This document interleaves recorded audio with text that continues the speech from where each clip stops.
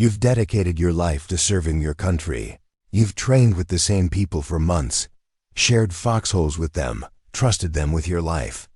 Then, in one devastating moment, those same people, your brothers and sisters in arms, turn their backs on you when you need them most. This isn't just about military protocol or chain of command. This is about something far more personal, far more crushing. Betrayal by the people who were supposed to have your six. Before we jump back in, tell us where you're tuning in from. And if this story touches you, make sure you're subscribed, because tomorrow, I've saved something extra special for you. Staff Sergeant Maria Rodriguez had always been different. Not just because she was one of the few women in her combat unit deployed to Afghanistan's volatile Helmand Province, but because she possessed something that couldn't be taught in any military academy, an instinct for survival that bordered on supernatural. Her squad mates called it Rodriguez's sixth sense, and it had saved their lives more times than anyone cared to count. The year was 2019, and tensions in the region had escalated to a breaking point. The Taliban had been regrouping, launching increasingly sophisticated attacks on coalition forces. Maria's unit, part of the 3rd Battalion, 5th Marines, had been stationed at Forward Operating Base Chapman for 8 months.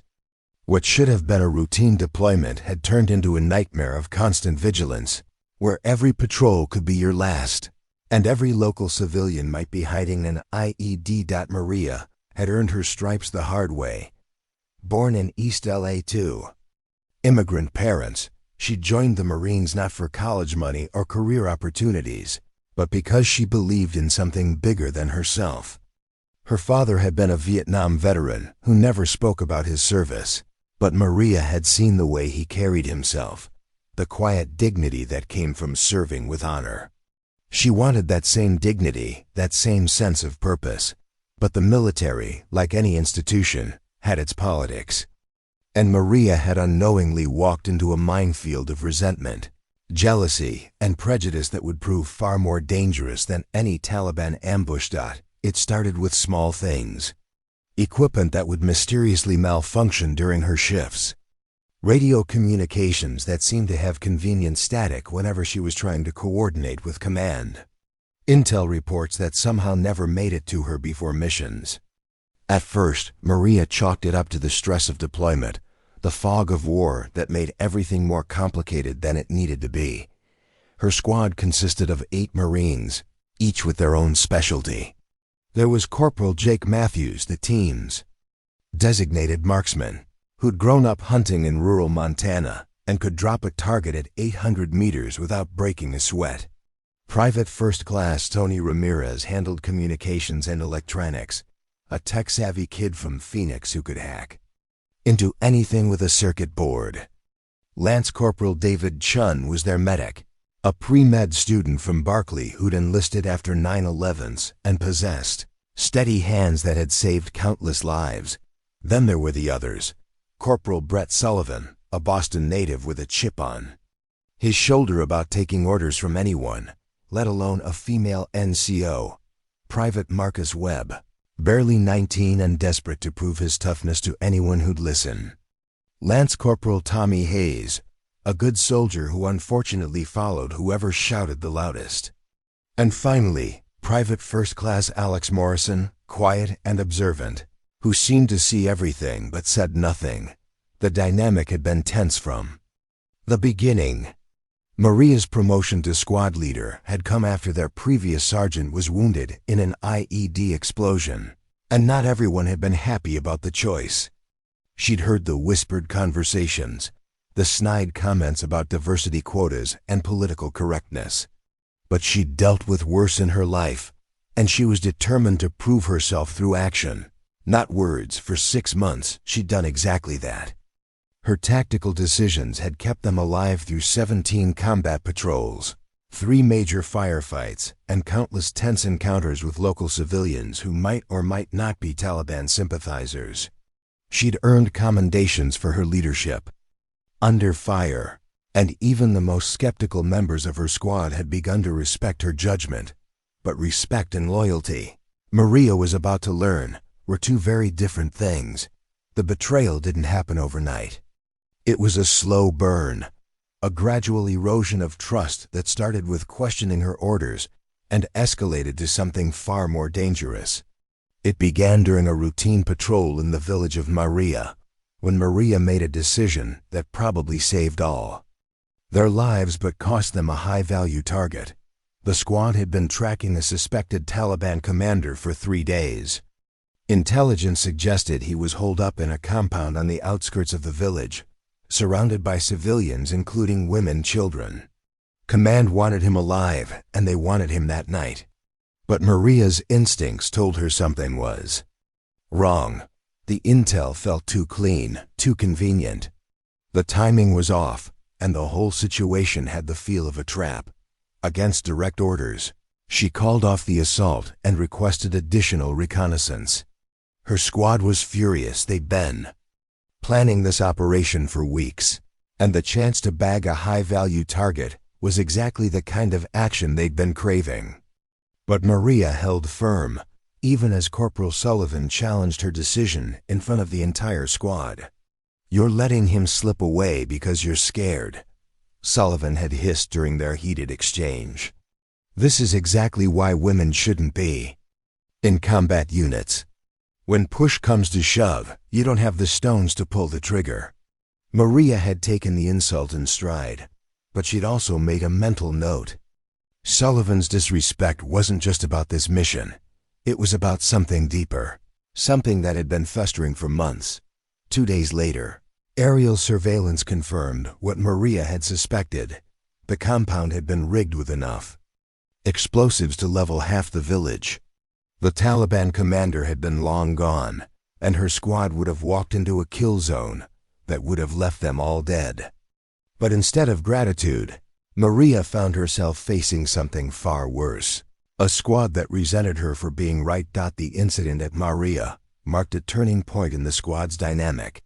Where once there had been grudging respect for Maria's tactical acumen, now there was something darker, a collective resentment that she'd made them look foolish by questioning orders, and, worse, being proven right.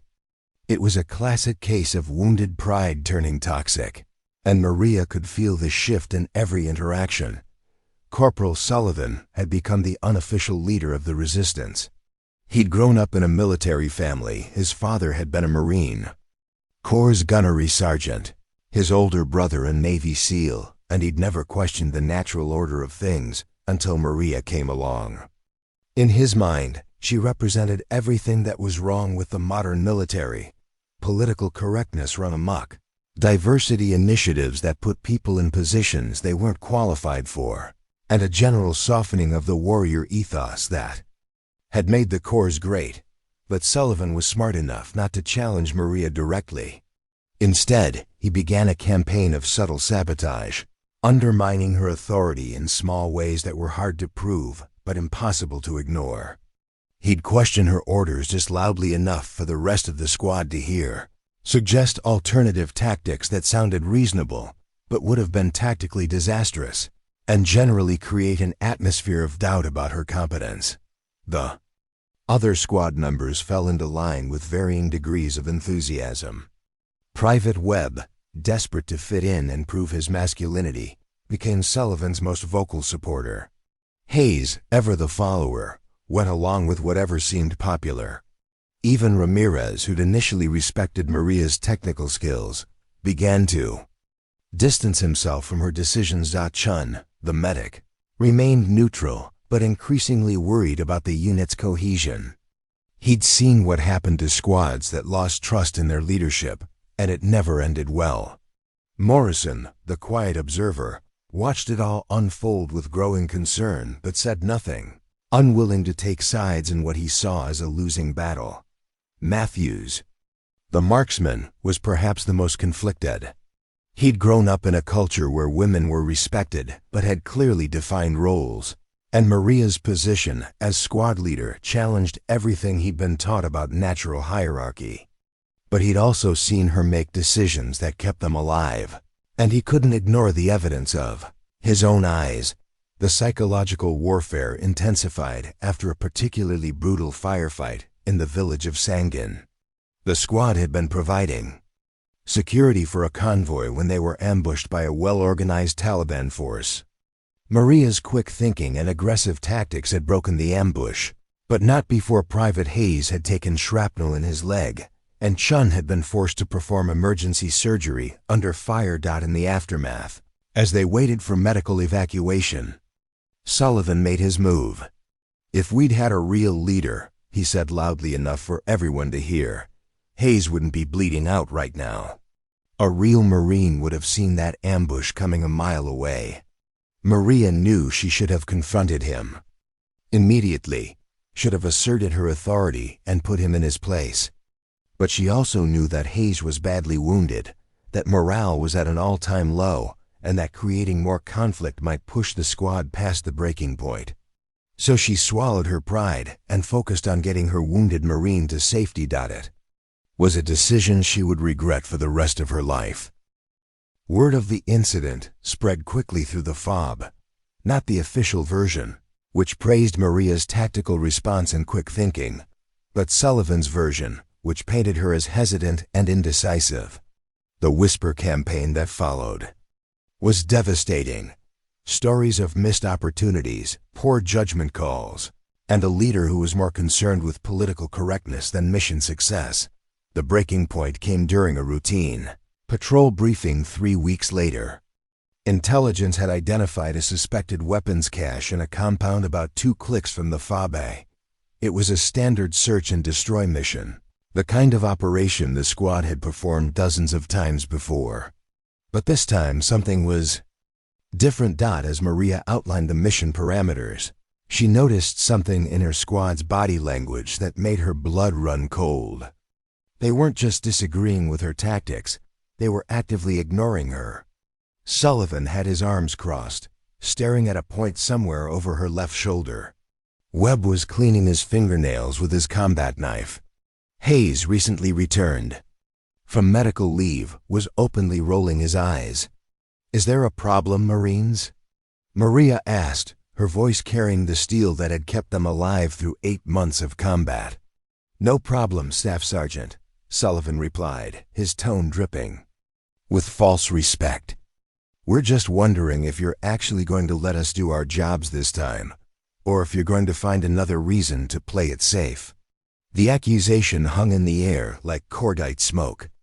Maria felt her temper rising, but she also felt something else, a cold certainty that her squad was on the verge of mutiny. In combat situations, unit cohesion was literally a matter of life and death. A squad that didn't trust its leader was a squad that would get people killed. "My job," Maria said quietly, "is to complete the mission and bring you all home alive. If you have a problem with my methods, you can take it up with Lieutenant Colonel Harrison when we get back." But even as she said it, she knew it was too late. The damage had been done, and there was no going back. Her squad had made their choice, and she wasn't part of it. The mission launched at 0400 hours, under cover of darkness. Standard operating procedure called for Maria to take point, with Matthews providing overwatch and the rest of the squad following in a staggered formation. But as they moved through the compound, Maria realized that something was terribly wrong. Her radio crackled with static whenever she tried to communicate with the team. Hand signals were ignored or misunderstood. When she called for covering fire during a movement, the response was delayed just long enough to be dangerous. It was subtle, professional, and absolutely devastating. They were freezing her out in the middle of a combat zone. The compound was larger than intelligence had indicated, a sprawling complex of mud brick buildings connected by narrow alleyways that could hide a dozen Taliban fighters. Maria's instincts were screaming warnings, but her squad was moving too fast, too aggressively, ignoring the careful clearing procedures that had kept them alive for 8 months. "Slow down," she whispered into her radio, but the static was so bad she couldn't tell if anyone was receiving her transmissions. She tried hand signals, but Sullivan, who was supposed to be watching for her commands, was conspicuously looking in the other direction. The first shot came from a window on the second floor of the main building. Matthews should have seen the muzzle flash, should have returned fire immediately. Instead, there was a crucial delay just long enough for the Taliban fighter to get off 3 more rounds before Matthews finally engaged. Maria dove for cover behind a low wall, her heart pounding with the realization that something was fundamentally wrong. This wasn't just poor communication or the fog of war. This was deliberate. Her own squad was hanging her out to dry. "Contact front," she shouted, but her radio remained stubbornly silent. She could hear gunfire from multiple positions, the distinctive crack of AK-47s mixing with the heavier thump of her squad's M4 South, but she couldn't coordinate the response, couldn't direct suppressive fire, couldn't do any of the things that a squad leader was supposed to do in a firefight. She was effectively alone in the middle of a Taliban stronghold. The firefight lasted 17 minutes, 17 minutes of pure hell where Maria found herself pinned down by at least 3 Taliban fighters while her own squad seemed to be operating on a completely different frequency. She could hear their voices on the radio, coordinating with each other, but whenever she tried to break in with orders or requests for support, she was met with static. When the shooting finally stopped, Maria found herself facing a scene that would haunt her for the rest of her life. The weapons cache had been found and destroyed. The mission was technically a success, but the way it had been accomplished was a complete violation of everything she'd been taught about unit cohesion and mutual support. "Hell of a fight, Staff Sergeant," Sullivan said as he approached her position, his tone carrying just enough false concern to be insulting. "Looks like you got separated from the squad there for a minute." Maria stared at him, seeing the satisfaction in his eyes, the barely concealed smirk that told her everything she needed to know. This hadn't been an accident or a communication failure. This had been a deliberate attempt to isolate her, to put her in a position where she'd either be killed or forced to prove her incompetence. "My radio malfunctioned," she said quietly, testing the waters. "That's weird," Ramirez chimed in, his voice carrying the same false innocence. "Mine worked fine the whole time. Must be something wrong with your equipment." The lie was so blatant, so professionally delivered, that Maria almost admired its audacity. These men had just committed what amounted to mutiny in a combat zone, and they were acting like it was just another day at the office. But Maria was a professional soldier, and she understood the rules of the game. She couldn't prove what had happened, couldn't point to specific actions that constituted insubordination. All she had was the growing certainty that her squad had crossed a line that couldn't be uncrossed. The walk back to the FOB was conducted in complete silence. Maria found herself at the center of a formation that was technically correct, but felt more like a prison escort than a combat patrol. Her squad maintained proper spacing, watched their assigned sectors, and followed all the protocols that had been drilled into them during training. But the essential element of trust, the invisible bond that held combat units together, was gone. Back at the FOB, Maria filed her after-action report with mechanical precision. She documented the mission objectives, the tactical situation, the enemy contact, and the successful completion of their assignment. She didn't mention the radio problems or the lack of coordination, because she knew that without proof, any complaint would just sound like a leader trying to shift blame for her own failures. Lieutenant Colonel Harrison read the report with his usual thoroughness, but Maria could see the questions in his eyes. He'd been a combat officer for 15 years, and he knew when something didn't add up. The mission had been successful, but the tone of the report, the subtle tensions he'd been observing in Maria's squad, and the whispered rumors that had been circulating around the FOB all pointed to a problem that went deeper than simple tactical disagreements. "Everything all right with your squad, Staff Sergeant?" he asked, his voice carrying the weight of genuine concern. Maria looked at him for a long moment, considering her options. She could tell him the truth, could explain about the radio malfunctions, and the deliberate isolation, and the growing sense that her squad was planning something that would put them all in danger. But she also knew that without proof, any accusation would be career suicide. The military didn't tolerate leaders who couldn't control their own units, and admitting that she'd lost the confidence of her squad would be tantamount to admitting professional failure. "No problem, sir," she said finally. "Just the usual deployment stress. We'll work through it." Harrison nodded, but his expression remained troubled. He'd seen this before, had watched good leaders destroyed by the corrosive effects of unit politics and personal vendettas. But like Maria, he was trapped by the system's limitations. Without concrete evidence of wrongdoing, there was nothing he could do except hope that professional discipline would ultimately prevail. It was a hope that would prove tragically misplaced. 3 days later, Maria received orders for what would become the most important mission of her military career, and the moment when her squad's betrayal would nearly cost them all their lives. The orders came down through the chain of command with the kind of urgency that made every Marine in the FOB pay attention. High-value intelligence had identified a Taliban command structure meeting in the village of Kajaki, approximately 15 kilometers from their position. The meeting was scheduled for 0300 hours, and the window of opportunity was narrow. Maria's squad would be part of a larger operation involving 2 other units, but they'd be going in first, tasked with establishing a security perimeter while the main force moved in for the capture. It was exactly the kind of high-stakes mission that could make or break careers, and Maria knew that her squad saw it as their chance to prove that they didn't need her leadership to succeed.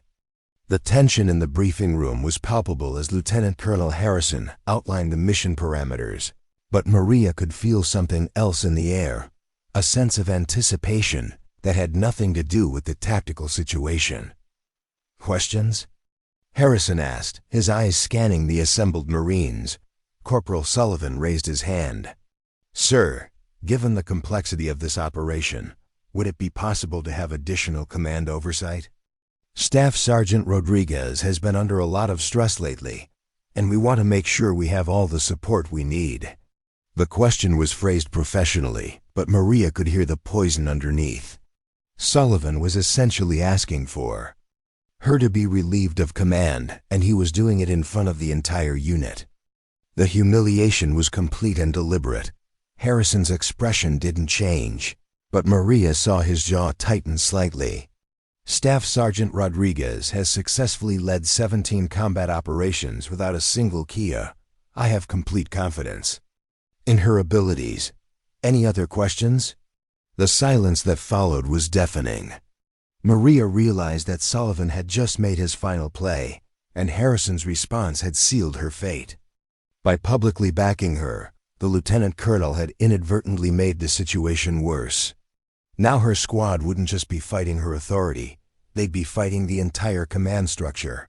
After the briefing, Maria found herself alone in the communications room, staring at the mission plans and trying to process what had just happened. Her military career had been built on the principle that professionalism and competence would ultimately prevail over politics and prejudice. But she was beginning to understand that some battles couldn't be won with tactics and training. Door opened behind her, and she turned to find Matthews standing in the doorway. The marksman looked uncomfortable, his usually confident demeanor replaced by something that might have been guilt. "Staff Sergeant," he said quietly, "I wanted to talk to you about tomorrow's mission." Maria studied his face, looking for some sign of the man she'd served with for 8 months. "What about it, Corporal?" Matthews shifted his weight, clearly struggling with something. "Look, I know there's been some tension in the squad lately, but when we go out there tomorrow, we're all on the same team. You know that, right?"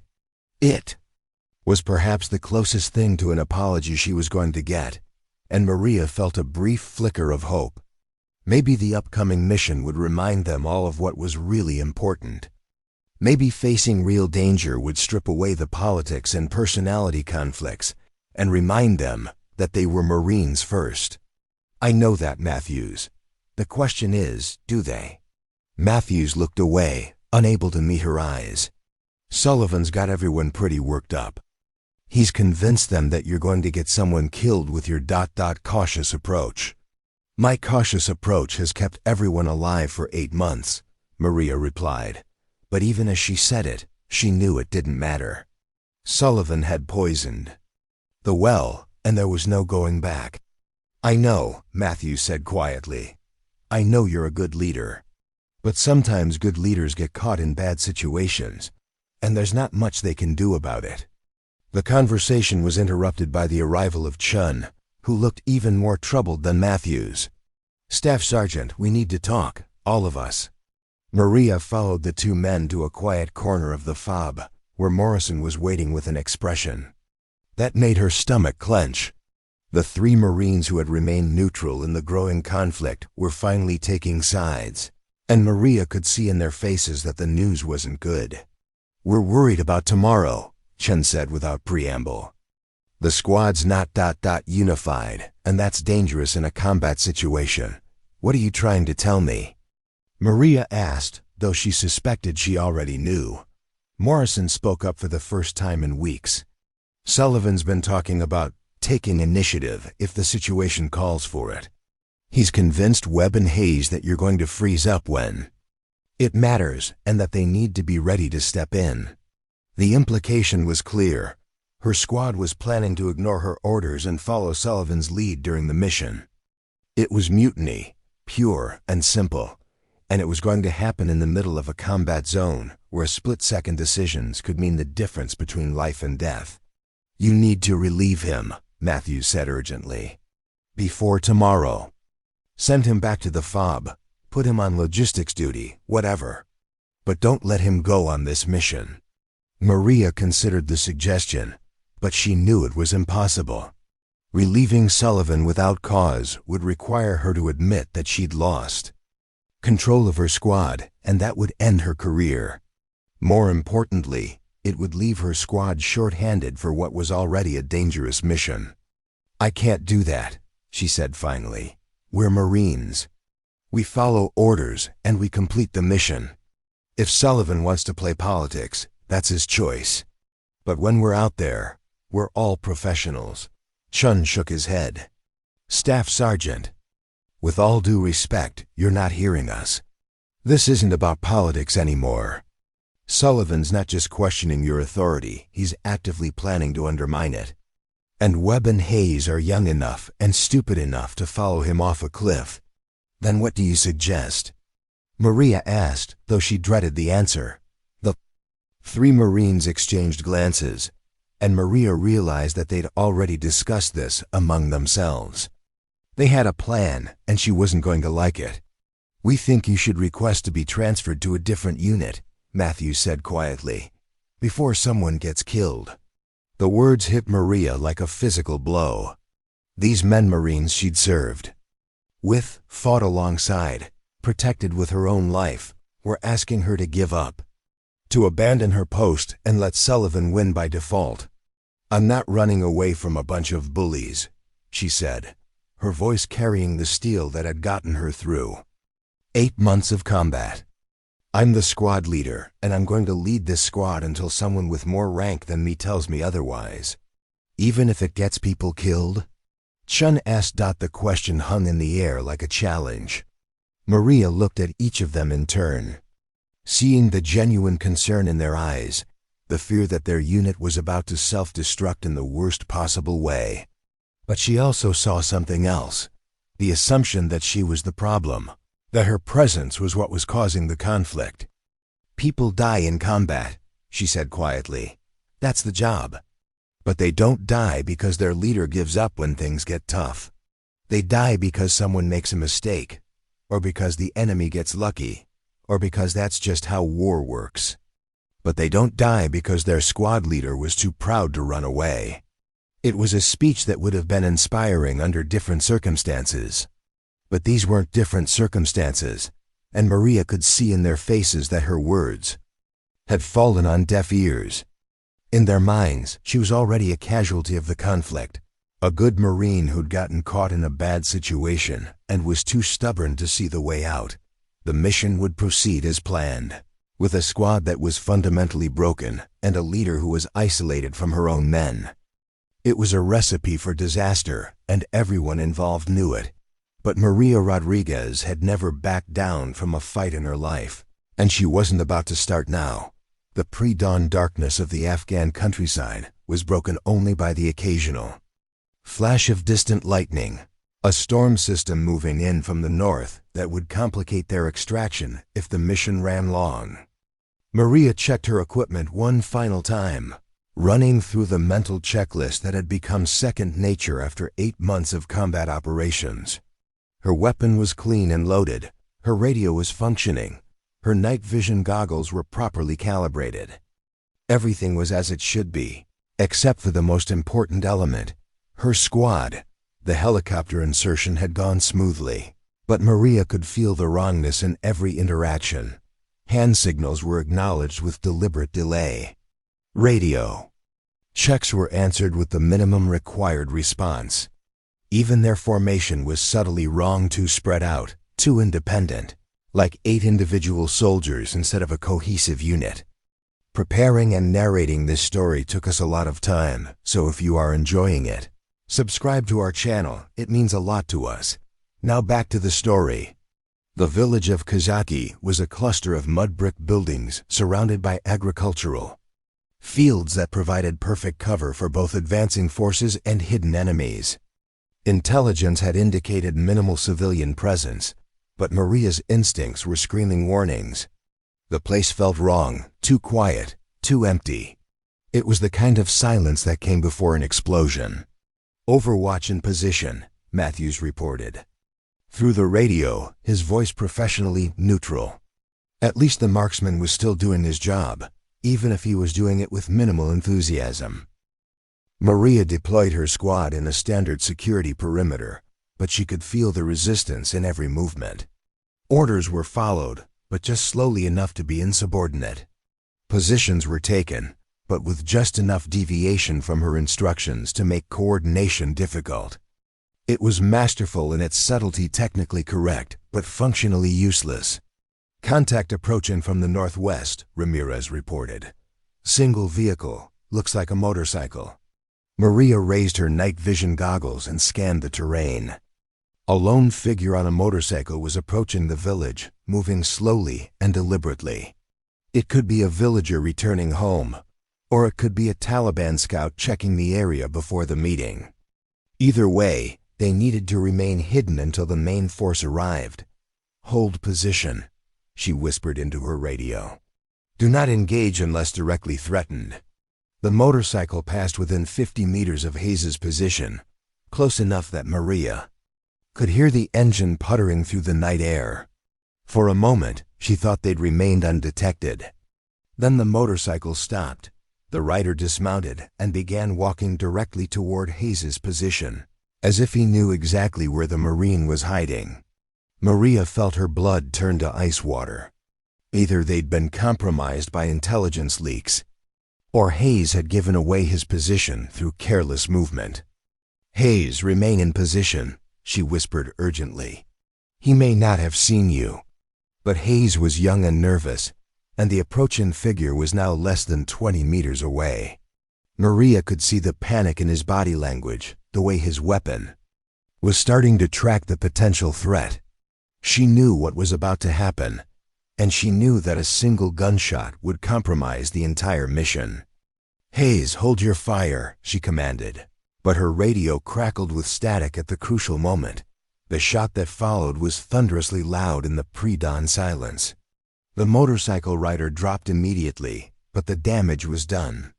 Every Taliban fighter within a mile radius now knew exactly where they were, and the element of surprise was gone. "Contact down," Hayes reported, his voice shaking. "I had no choice, he was right on top of me." Maria felt the familiar surge of adrenaline that came with combat, but it was mixed with something else, the cold certainty that this was exactly what Sullivan had been planning. Hayes had been positioned in a location that made early contact likely, And when the moment came, his radio had conveniently malfunctioned. "All units, we are compromised," she reported to the main force. Request: immediate extraction. The response was immediate and devastating. Negative Romeo 7. Main force is still 15 minutes out. Hold position and await further orders. 15 minutes might as well have been 15 hours. The gunshot had been like ringing a dinner bell for every Taliban fighter in the area, and Maria could already hear the sound of vehicles approaching from multiple directions. They were about to be surrounded by a force that outnumbered them at least 3-1, and her squad was operating like a collection of individual soldiers instead of a cohesive unit. "Vehicles approaching from the east," Morrison reported. "Count at least 3, possibly more." "Movement to the south," Chun added. "Looks like dismounted personnel." Maria tried to coordinate a response, but her radio was plagued with static whenever she attempted to transmit. She could hear her squad members talking to each other, sharing information and coordinating their defensive positions, but somehow her own communications were being blocked. It was then that she realized the full scope of what was happening. This wasn't just insubordination or poor discipline. Sullivan had orchestrated a situation where she would be completely isolated from her squad in the middle of a firefight, unable to lead or coordinate their defense. He was gambling that either she would be killed in the ensuing battle, or that her obvious failure to maintain command would finally provide the excuse he needed to have her relieved. The first Taliban fighters appeared at the edge of the village. Just as the storm clouds opened up, turning the night air into a curtain of rain that made visibility nearly impossible. Maria could see muzzle flashes from at least 6 different positions, and the sound of incoming rounds was getting closer by the second. "Contact, contact, contact." Sullivan's voice crackled over the radio. "We are taking fire from multiple positions. Request immediate support." But when Maria tried to respond, to coordinate their defensive fire or call for artillery support, her radio remained stubbornly silent. She was effectively mute in the middle of a firefight, unable to perform the most basic function of a squad leader. The firefight that followed was unlike anything Maria had experienced in 8 months of combat. Not because of its intensity, she'd been in worse situations before, but because of the surreal experience of being completely cut off from her own unit. While they fought for their lives around her, she could hear everything. Sullivan barking orders that should have been hers to give, Matthews calling out target locations that she should have been coordinating, Chun requesting medical supplies that she should have been authorizing. Her squad was functioning, but they were functioning without her, as if she'd simply ceased to exist. The Taliban attack was well coordinated and overwhelming. They'd moved fighters into position around the village before the shooting started, creating a perfect killing zone that trapped Maria's squad in the center. Automatic weapons fire was coming from at least 8 different positions, and the sound of rocket-propelled grenades whistling through the air added a percussion section to the deadly symphony. "We need to move to the secondary position," Maria heard Sullivan's voice over the radio. "Current location is becoming untenable." It was the right call, exactly what Maria would have ordered if she'd been able to communicate. But hearing Sullivan make tactical decisions that should have been hers felt like watching her own funeral. Her squad was operating without her, and they were doing it competently. Maria tried to move toward Matthews's position, hoping to coordinate some kind of response, but as she left her cover, a burst of automatic weapons fire forced her back. The Taliban had her position zeroed in, and any movement would be suicide. She was pinned down, isolated, and effectively useless. "Staff Sergeant Rodriguez, what's your status?" Lieutenant Colonel Harrison's voice crackled over the command frequency. Maria keyed her radio, but the static was so bad that she couldn't tell if her transmission was getting through. "Taking heavy fire, sir. Squad is engaged but holding position."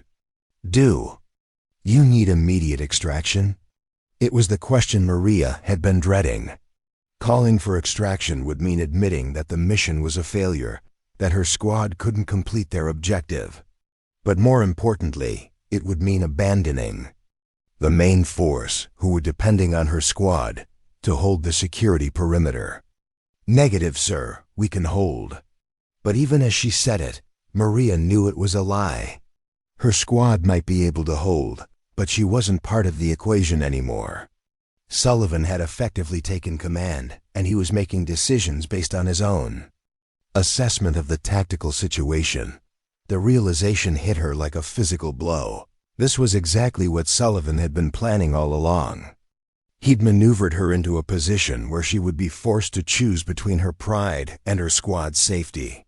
If she called for extraction, she'd be admitting defeat. If she didn't, she'd be gambling with lives that were no longer under her control. "Rodriguez, we're moving to the compound." Sullivan's voice came through clearly, despite the static that plagued her other communications. "Cover our movement." The order was professionally delivered, but Maria could hear the satisfaction underneath. Sullivan was now giving her orders, and they both knew it. The chain of command had been completely inverted, and there was nothing she could do about it. Maria provided covering fire as her squad moved toward a partially collapsed building that would give them better protection.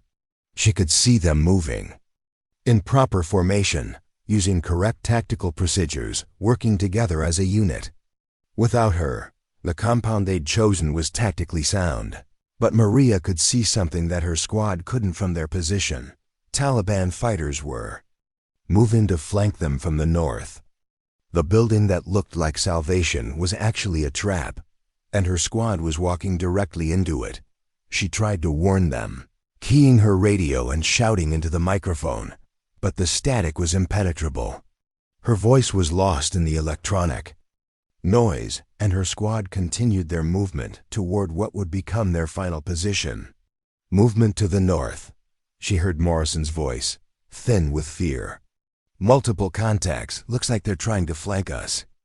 "I see them," Matthews replied. "I can't get a clear shot from this angle." Maria watched in horror as the tactical situation deteriorated rapidly. The Taliban fighters had positioned themselves perfectly, using the terrain to approach the compound from an angle that negated Matthews's overwatch position. In less than 5 minutes, her squad would be surrounded and cut off from any hope of extraction. It was then that she made a decision that would define the rest of her life. She could stay in her position, safely hidden while her squad was destroyed by an enemy force that she could have warned them about. Or she could abandon her cover, expose herself to enemy fire, and try to save the people who had betrayed her. For Maria Rodriguez, it wasn't really a choice at all. She broke from her position and began moving toward the compound, ignoring the bullets that whined past her head and the explosions that sent shrapnel flying through the air. Her radio was useless, but she had other ways to communicate. She had her voice, her weapon, and most importantly, she had the training and instincts that had kept her alive through 8 months of combat. The Taliban fighters flanking her squad never saw her coming. They were focused on the compound, preparing for what they thought would be an easy victory over a trapped and outnumbered enemy. They didn't expect a lone Marine to come charging out of the darkness like an avenging angel. Maria's first shot dropped the Taliban commander, a bearded man who'd been directing the flanking movement with hand signals. Her second shot took out the machine gunner who'd been setting up to enfilade her squad's position. The third shot sent the rest of the Taliban fighters scrambling for cover, their carefully planned assault falling apart in the face of unexpected resistance. "Contact rear," she shouted, her voice carrying over the sound of gunfire. Taliban fighters moving to flank from the north. For the first time in hours, her squad heard her voice clearly. And for the first time in weeks, they were grateful to hear it. What happened next would be talked about in Marine Corps' training facilities for years to come, though the official reports would never capture the full scope of what Maria Rodriguez accomplished in those crucial 15 minutes. Moving through Taliban-controlled territory while under heavy fire, She single-handedly disrupted an enemy flanking maneuver that would have resulted in the complete destruction of her squad. For Maria, it wasn't about heroics or revenge or proving a point. It was about something much simpler. These were her Marines, and Marines don't leave Marines behind. Even when those Marines had spent weeks trying to destroy her career and undermine her authority, even when they deliberately isolated her. In the middle of a firefight, even when they'd made it clear that they didn't want her leadership, they were still her responsibility. The Taliban fighters she'd engaged were now fully aware of her position, but they'd also lost their tactical advantage. Instead of a coordinated flanking assault, they were now fighting a two-front battle against an enemy that knew their location. Maria used their confusion to her advantage, moving from position to position and creating the illusion of a larger force. Staff Sergeant Matthews's voice crackled over the radio, and for the first time in hours, Maria could hear him clearly. "Where the hell did you come from?" "Covering your six," Maria replied, dropping another Taliban fighter who'd been trying to get a clear shot at the compound. "You've got at least 12 fighters moving up from the north, and they're better organized than the ones you're facing." There was a moment of stunned silence on the radio, and Maria could almost hear the gears turning in Sullivan's head. She just saved their lives, and everyone knew it. The careful narrative he'd been building about her incompetence and cowardice had just been blown apart by the reality of her actions. "We need to break contact and move to the extraction point." Sullivan's voice finally came through, but now it carried a note of uncertainty that hadn't been there before. "Negative," Maria replied, her voice carrying the authority that had been missing for weeks. "We've got wounded, and the extraction point is compromised. We hold this position until the main force arrives." It was the right call, tactically sound and based on a clear assessment of the situation. But more importantly, it was delivered with the confidence of a leader who'd just proven herself under the worst possible circumstances. Even Sullivan couldn't argue with success. The next phase of the battle was a masterclass in small unit tactics. Maria coordinated their defensive fire, directed Matthews to engage priority targets, and used her superior position to break up every Taliban assault before it could gain momentum. She'd taken control of the situation through sheer competence, and her squad responded like the professional Marines they'd always been. "Chun, how's Hayes?" she called out, checking on the Marine who'd been wounded early in the engagement. "Stable, but he needs medical attention soon," the medic replied. "Shrapnel in his leg, possible internal bleeding." Maria processed the information quickly. Hayes needed evacuation, but moving him under fire would be suicide. They needed to either reduce the enemy pressure or find a way to bring medical support to their position. "Morrison, what's your ammunition status?" "Down to 2 magazines, came the reply. Ramirez is in the same situation. The tactical picture was becoming clear. They were running low on ammunition, had wounded that needed immediate attention, and were facing an enemy force that seemed to have unlimited reinforcements. The longer they stayed in their current position, the worse their situation would become. But Maria had seen something during her movement that gave her an idea. The Taliban fighters were using a small irrigation ditch to approach the compound, moving in single file and using the depression for cover. If she could get into position to enfilade that ditch, she could break their assault and buy time for the main force to arrive. "Matthews, can you see the irrigation ditch about 200 meters to your northeast?" "Affirmative. Looks like they're using it for covered approach. I'm going to move to a position where I can engage that ditch. When I give the signal, I want you to put suppressive fire on the main building. Keep their heads down while I move." "Staff Sergeant." Sullivan's voice cut in, and Maria could hear something she'd never heard before, genuine concern. "That's a hell of a dangerous move. If they spot you during the approach, you'll be completely exposed." For a moment, Maria was tempted to make a sarcastic comment about Sullivan's sudden concern for her safety. But this wasn't the time for personal grievances. Her squad was in danger, and her job was to get them out alive. Roger that. But if we don't break their assault, we're all dead anyway. The movement took 7 minutes that felt like 7 hours. Maria low-crawled through mud and standing water, using every piece of cover available while Taliban bullets searched for her in the darkness. She could hear her squad's suppressive fire in the background, the steady rhythm of their weapons providing a deadly soundtrack to her movement. When she finally reached her target position, Maria found herself looking down into the irrigation ditch, where a line of Taliban fighters was preparing for what they thought would be their final assault. They were bunched up, moving carelessly, confident that their enemy was pinned down and unable to respond effectively. It was the kind of target that infantry dreams about. A dozen enemy fighters in a confined space with no cover and no way to escape. Maria checked her ammunition, 3 full magazines, and prepared to end the battle. All units, this is Rodriguez. Prepare for danger close fire mission. The massacre that followed lasted less than 30 seconds. Maria's controlled burst fire turned the irrigation ditch into a killing zone, and the Taliban assault collapsed completely. The surviving fighters broke contact and fled into the darkness, leaving behind their weapons and their wounded. For the first time in hours, the battlefield fell silent. "Holy shit, Staff Sergeant." Webb's voice came over the radio, filled with awe and something that might have been shame. "You just saved our asses." Maria didn't respond immediately. She was too busy scanning the terrain, making sure the Taliban weren't regrouping for another assault. But she could hear something in her squad's voices that had been missing for weeks. Respect. The main force arrived 20 minutes later, finding a battlefield that told a story of tactical brilliance and individual heroism.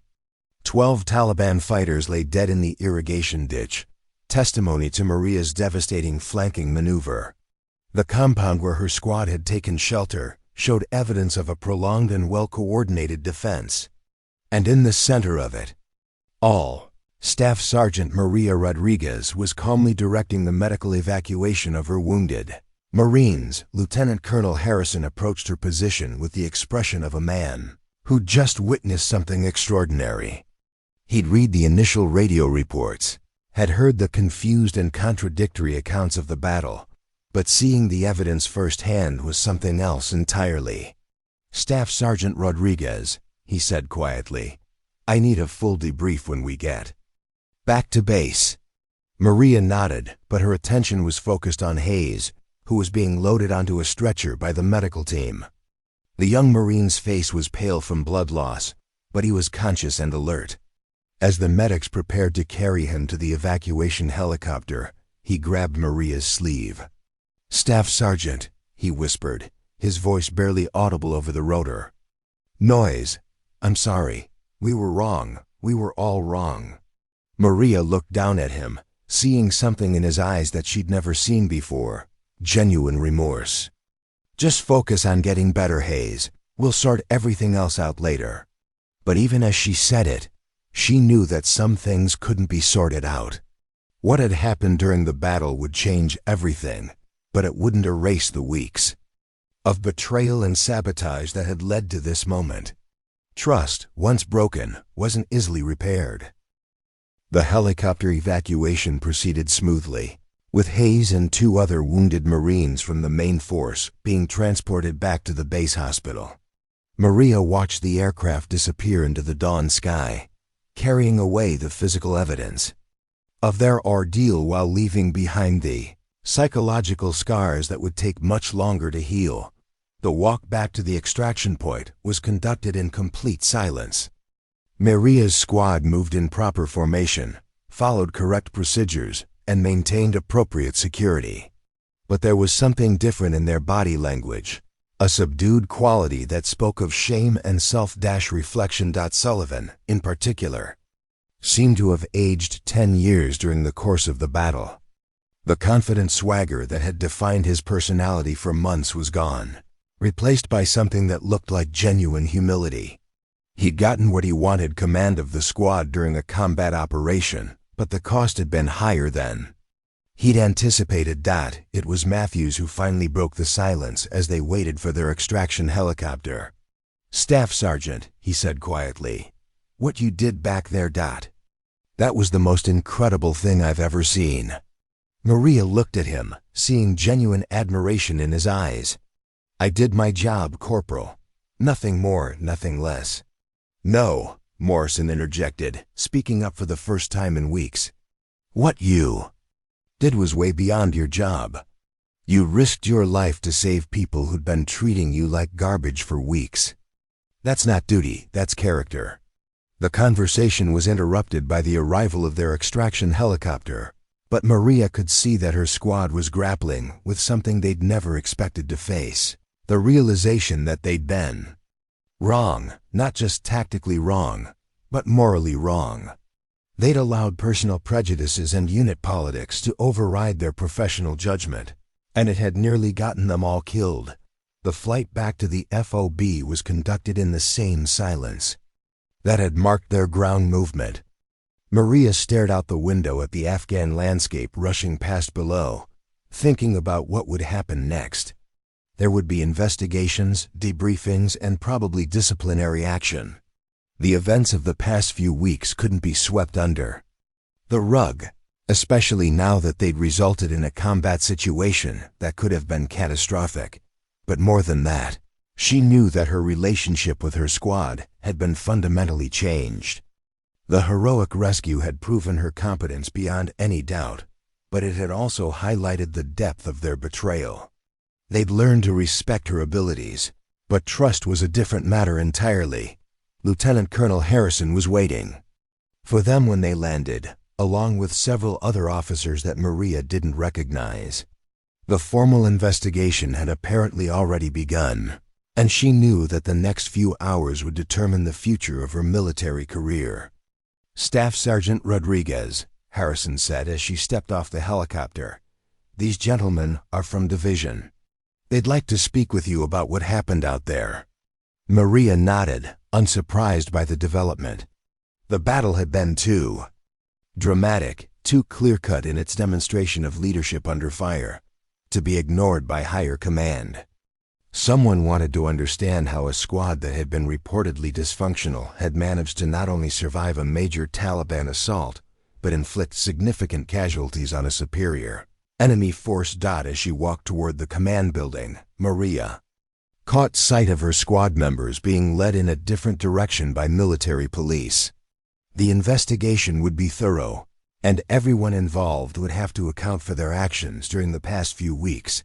But for the first time since arriving in Afghanistan, Maria felt a sense of peace. She'd proven herself under the worst possible circumstances, had demonstrated that her leadership style wasn't about caution or political correctness, but about keeping Marines alive. Whatever happened next, she could face it with the knowledge that she'd done her job with honor and distinction. The betrayal had been real, and the pain had been intense. But in the end, Maria Rodriguez had proven that true leadership isn't about being liked or accepted, it's about doing what's right, even when the cost is personal and the odds are impossible. The formal investigation lasted 3 days and painted a picture that was both damning and redemptive. The communications logs revealed the systematic sabotage of Maria's radio equipment, with clear evidence that someone with technical expertise had been interfering with her transmissions. The testimony from Matthews, Chun, and Morrison provided a detailed account of Sullivan's campaign to undermine Maria's authority, including specific instances of insubordination and conspiracy. But it was the tactical analysis of the battle itself that provided the most compelling evidence of Maria's leadership abilities. Military analysts who reviewed the engagement concluded that her decision to break from cover and engage the flanking Taliban force had been tactically brilliant, demonstrating exactly the kind of aggressive leadership that the Marine Corps valued most.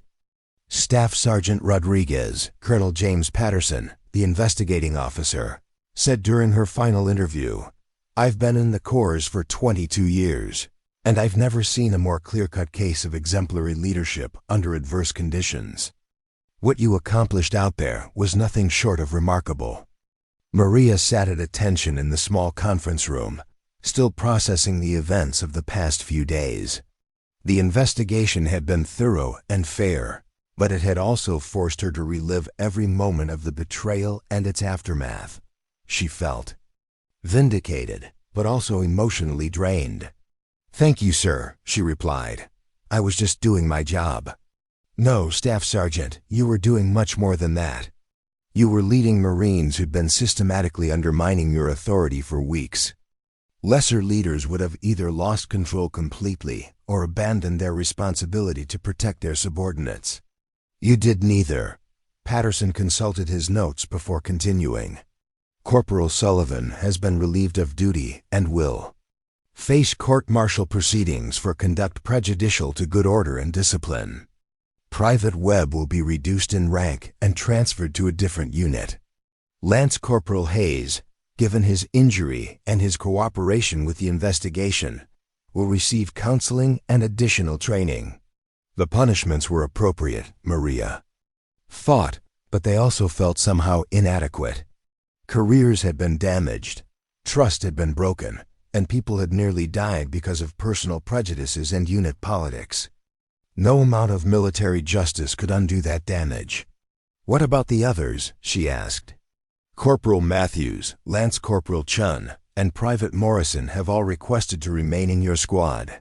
Patterson replied with something that might have been a smile. "Apparently, they've developed a great deal of respect for your leadership abilities." It was gratifying to hear, but Maria also knew that rebuilding her squad would take time and effort. The events of the past few weeks had left scars that wouldn't heal quickly, and trust would have to be earned all over again. "There's one more thing, Staff Sergeant," Patterson said, pulling out an official-looking document. "Division has recommended you for the Bronze Star with V device for your actions during the engagement. The citation specifically mentions your courage under fire and your decisive action that saved the lives of your subordinates." Maria stared at the paperwork, struggling to process what she was hearing. The Bronze Star was one of the military's highest decorations for valor, awarded only to those who distinguished themselves through heroic achievement in combat. It was recognition that would follow her for the rest of her career. "Sir, I don't know what to say." "You don't need to say anything, Staff Sergeant. You've already said everything that needed to be said through your actions." The formal ceremony took place a week later, with most of the battalion in attendance. Maria stood at attention as Lieutenant Colonel Harrison read the citation, describing her actions during the Taliban ambush in language that made her sound like something out of a war movie. But as she looked out at the assembled Marines, her eyes found her squad members standing in the front row. Matthews stood at attention with genuine pride in his expression. Chun looked slightly emotional, as if he was finally understanding the full scope of what had happened. Morrison maintained his usual stoic demeanor, but Maria could see approval in his eyes. Most surprisingly, Hayes was there, on crutches but determined to witness the ceremony. The young Marine who'd been wounded during the engagement had insisted on attending despite his ongoing medical treatment. When their eyes met, he nodded slightly, a gesture of respect that meant more to Maria than any formal recognition. After the ceremony, Maria found herself surrounded by well-wishers and fellow Marines who wanted to congratulate her on the award. But it was her squad members who approached her last, after the crowd had dispersed and the formal festivities were over. "Staff Sergeant," Matthews said, speaking for the group, "we wanted to apologize. Not just for what happened during the mission, but for everything that led up to it. We let our personal feelings override our professional judgment, and people could have died because of it." Maria looked at each of them in turn, seeing genuine remorse in their faces. These were good Marines who'd made bad decisions, and she knew that punishing them further wouldn't serve any useful purpose. "What's done is done," she said finally. "The question is, where do we go from here?" "We'd like to stay with the squad," Chun said quietly. "If you'll have us. We know we have a lot to prove, but we'd like the chance to do it." Maria considered the request carefully. It would be easier to start fresh with new Marines, people who hadn't been part of the betrayal. But she also knew that these men had learned something valuable from their experience, something that couldn't be taught in any training manual. "All right," she said finally. "But understand this, we're starting over. Clean slate, fresh beginning. What happened before is in the past, but it can't happen again, ever."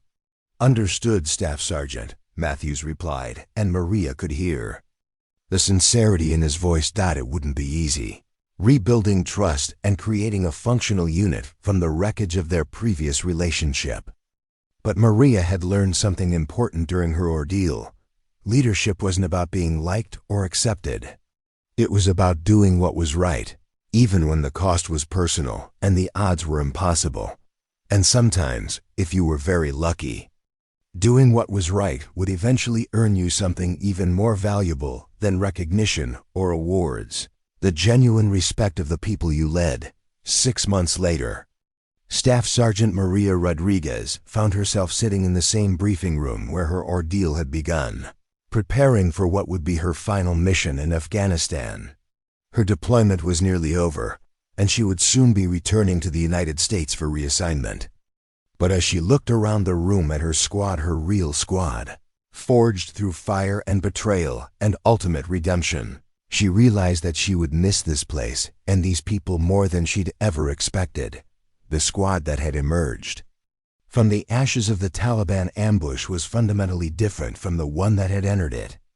Matthews had developed into a true professional, his natural shooting skills now enhanced by tactical maturity and genuine leadership ability. Shun had become more assertive, willing to speak up when he disagreed with orders or saw potential problems. Morrison had shed his observer status and become an active participant in squad discussions and decision-making. Even Hayes, who had returned to duty after 2 months of medical leave, seemed like a different person. The cocky teenager who'd been so eager to prove his toughness had been replaced by a thoughtful young Marine who understood that courage wasn't about taking unnecessary risks. It was about doing your job even when you were scared. The mission briefing was routine, a final patrol through the villages they'd been protecting for the past 8 months, a ceremonial handover to the unit that would replace them, and then the long journey home. But Maria knew that this particular patrol would carry special significance for her squad. It would be their chance to demonstrate how far they'd come, to show that the lessons learned through betrayal and redemption had created something stronger than what had existed before. "Any questions?" Maria asked after outlining the mission. Parameters. Matthews raised his hand. "Staff Sergeant, I know this is our last patrol, but I want you to know that serving under your command has been the honor of my military career. You taught us what real leadership looks like, and I'll carry those lessons with me for the rest of my life." The comment was echoed by nods and murmurs of agreement from the rest of the squad. Maria felt a lump forming in her throat as she realized that these men who had once tried to destroy her career now genuinely respected and admired her leadership. "The honor has been mine," she replied. "You're all good Marines, and you're going to do great things in your careers." The patrol itself was uneventful, a peaceful walk through villages where children waved at the passing Marines and local officials, expressed gratitude for months of protection and assistance. It was the kind of mission that reminded everyone why they'd joined the military in the first place: to make a difference, to protect people who couldn't protect themselves, to serve something larger than their own interests. As they prepared to return to the FOB for the final time, Maria found herself walking alongside Hayes, who was still adjusting to life with a slight limp but had refused medical discharge. "Staff Sergeant," he said quietly, "I need to ask you something. After everything that happened, after the way we treated you, why did you risk your life to save us? You could have stayed in cover, could have let us face the consequences of our actions." Maria considered the question carefully. It was something she'd thought about many times during the past 6 months. trying to understand her own motivations in that crucial moment when she'd chosen to break cover and engage the Taliban. Flankers. Because you were my Marines, she said finally. Right or wrong, good or bad, you were my responsibility. And Marines don't leave Marines behind. Hayes nodded, but Maria could see that he was still struggling with something. I don't know if I could have done what you did. If someone had treated me the way we treated you. Yes, you could have, Maria interrupted. Because that's what good leaders do. They put their people first, even when their people don't deserve it. Even when their people have let them down. It was a lesson that went beyond military service. Maria realized leadership in any context required the ability to rise above personal grievances and focus on what was best for the organization and the people in it. It required moral courage, the willingness to do what was right, even when it was difficult or dangerous or personally costly. The flight home was bittersweet. Maria watched the Afghan landscape disappear below the aircraft, knowing that she was leaving behind a piece of herself in those mountains and valleys. But she was also carrying something with her.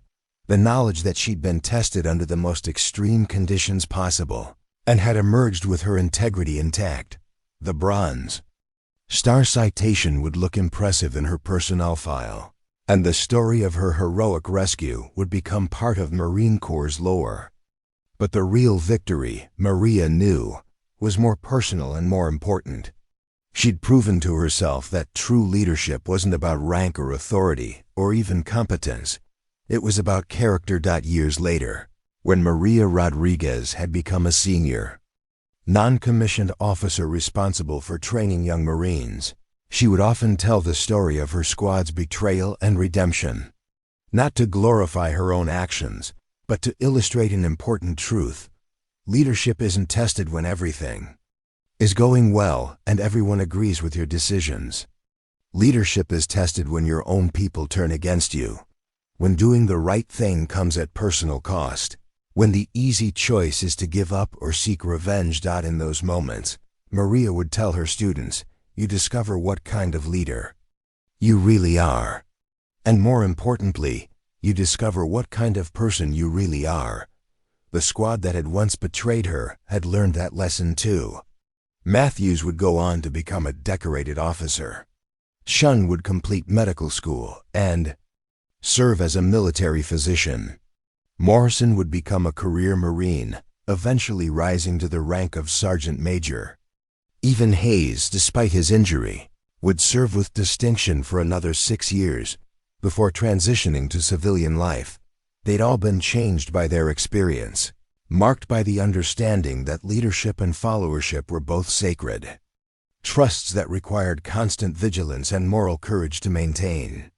They'd learned that betrayal always carries a cost, but that redemption is always possible for those willing to do the hard work of earning it.